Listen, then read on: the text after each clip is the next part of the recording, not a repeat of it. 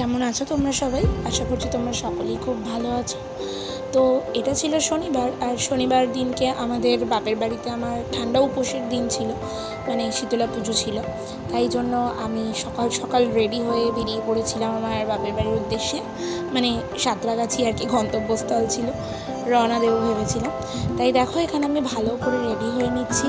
আর এই রেডি হওয়ার get ready with মিটা আমি শর্টস অ্যান্ড একটা ফুল ভিডিও দুটোই শেয়ার করব, তোমরা চাইলে দেখে নিতে পারবে, তখন আমি লিঙ্কটা প্রোভাইড করে দেবো।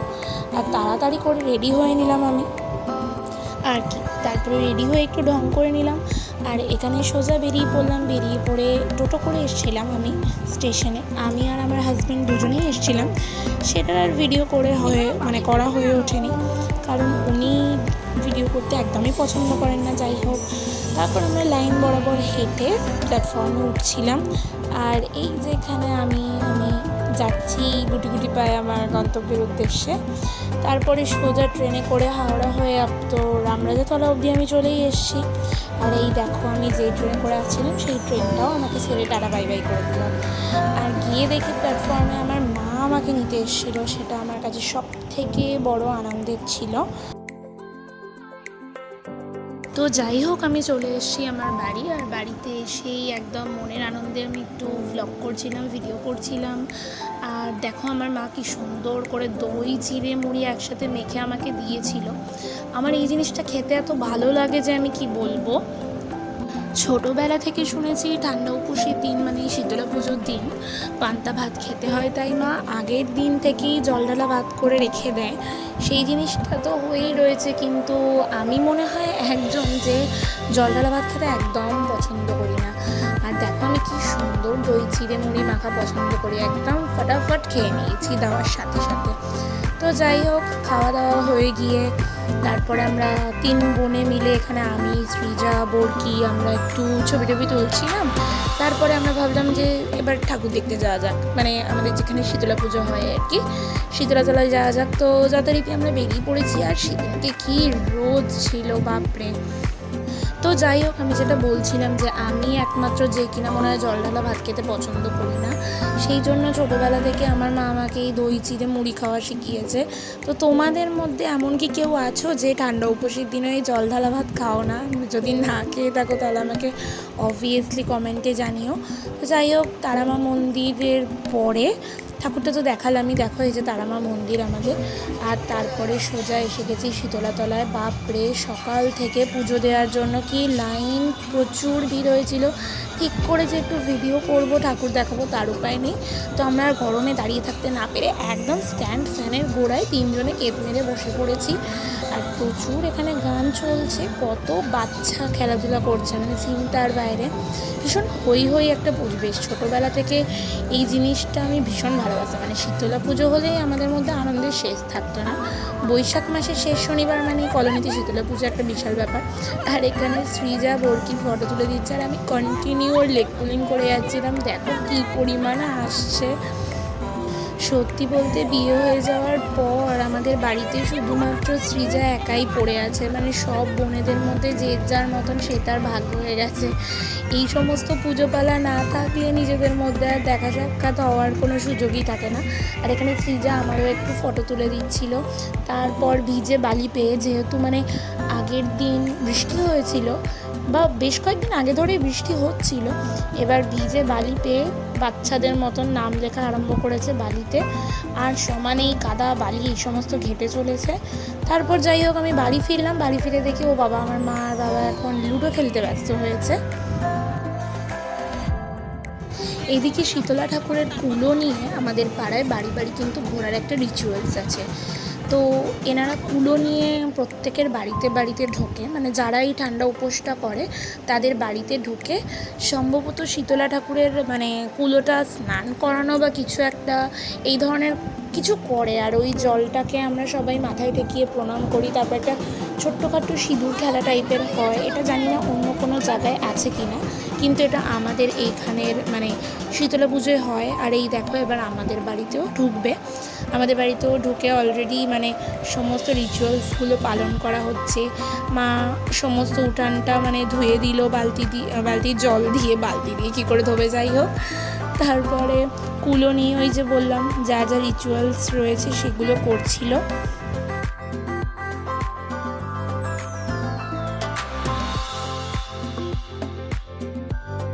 পুজোর এই ছোটো ছোটো জিনিসগুলো এত ভালো লাগে যে কি বলবো। যাই হোক, তো এই সমস্তটা হয়ে যাওয়ার পর সমস্ত বউরা নিজেদের মধ্যে একটু সিঁদুর মাখামাখি করছিল, মানে সিঁদুর খেলা যেটাকে বলে আর কি।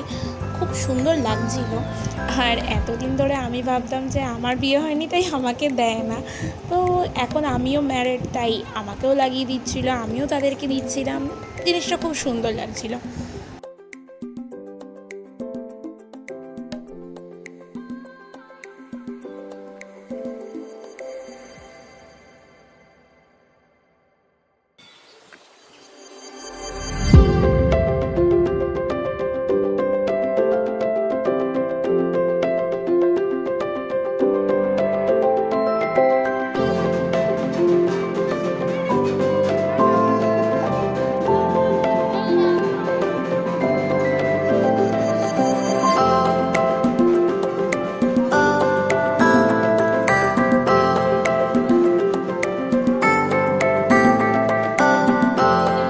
তারপরে আমরা এই শীতলা ঠাকুরের স্নানের যে জলটা, সেই জলটা মিলে সবাই প্রণাম করছিলাম মাথায় ঠেকিয়ে। আর তারপর আর যা একটা কি দুটো বাড়ি বাকি ছিল করে এনারা সবাই ফিরে যাচ্ছিল, কারণ এরপর মণ্ডপে অঞ্জলি হবে আর ডন্ডি কাটা হবে। যাই হোক, সেই সমস্ত আমি আর দেখতে যাইনি। আর এখানে আমি আর বোরকি একটু কেক মারছিলাম। সন্ধ্যাবেলা আমার হাজব্যান্ড ডিউটি থেকে সোজা আমাদের বাড়িতে এসেছিলো। আর দেখো কি সুন্দর করে সাজিয়েছে। আমরা বেরিয়েছিলাম দেখতে, কারণ ওই একই শীতলা পুজোর দিনে এখানে কিন্তু আবার রাত্রিরে রক্ষাকালী পুজো হয়। যাই হোক, রক্ষাকালী ঠাকুরের পজিশন বেরিয়েছিল বলে দেখো এখানে একটু অন্তত ফাঁকা ছিল ভিড়টা, তাই ভালো করে আমি ভিডিও করতে পেরেছি। ঠাকুরের মুখটা কি অপূর্ব লাগছিল, আর সত্যি বলতে কি অসাধারণ সাজানো হয়েছিল। যাই হোক, তারপর এখানে আমি একটু নিজের ভিডিও করছিলাম, রিলস করছিলাম আমরা প্রত্যেকে। আর এখানে সাথে করে এই যে আমার বোন, বাবা এক সুন্দরী হয়েছে নাম্বার 1। সারাক্ষণ ফোন ঘাঁটতে পারলেই বাঁচে। এখানে আবার আর একটা সঙ্গীও জুটিয়ে ফেলেছে। সত্যি বাচ্চাদের নিজেদের মধ্যে বন্ধুত্ব করতে গেলে কোনো কিছুর নাম জিজ্ঞাসা করা বা কোনো কিছুর প্রয়োজন হয় না, বাচ্চা সবসময় বন্ধুত্ব হয়েই যায়। আর এখানে ওরা সবাই মিলে খেলছিল, আমরা বসেই ছিলাম সারাক্ষণ ওরা।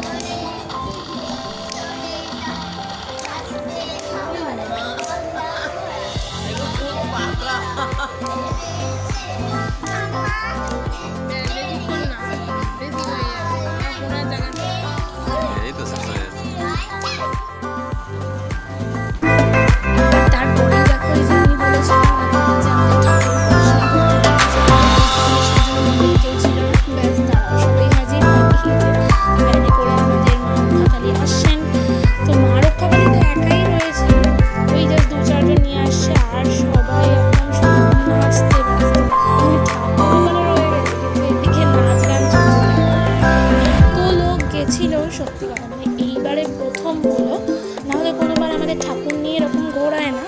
তো এত সুন্দর লেগেছে, এই আমরা যদি একটু আগে যেতাম আমরাও হয়তো যেতে পারতাম।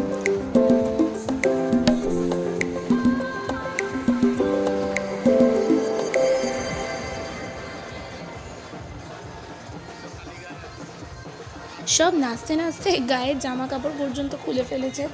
তো এত নাচ যে স্ট্যান্ড ফ্যানের হাওয়াতে এসে লাস্টে নাচতে হচ্ছে।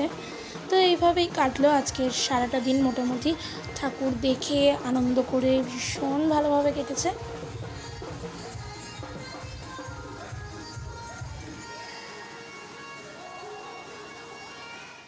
আর এই যে এখানে ঠাকুরকে ভ্যান থেকে নামানো হচ্ছে, ঠাকুর এখন মণ্ডপে যাবে। ভীষণ ভালো লাগে এই জিনিসগুলো। আর আমরা বেশিক্ষণ আর থাকিনি, মোটামুটি এরপরেই চলে এসেছিলাম বাড়িতে, কারণ তখনই রাত্রির 10টার কাছাকাছি বেজে গেছিলো। আর রক্ষাকালী পুজো তো রাত্রিরে হয়, তাই আলাদা করে আর অত রাত্রি অবধি আমরা থাকতে পারিনি। বাড়িতে এসে খাওয়া দাওয়া করে আমরা শুয়ে পড়েছিলাম। আর এই যে দেখো এখানে ঠাকুরকে কি অপূর্ব লাগছে, সত্যি মায়ের মূর্তি অসাধারণ।